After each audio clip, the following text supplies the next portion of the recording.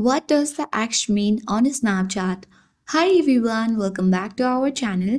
This is Rose, and without further ado, let's get started. When you open a Snapchat and access your chat section at bottom left corner, and when you scroll down through your chats, you will see the X mark next to the username of some of the chats. So the X on this Snapchat means you are not friends with them and they aren't in your friend list.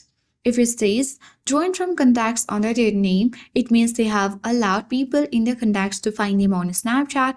So you can add them by tapping on their name and selecting on add button.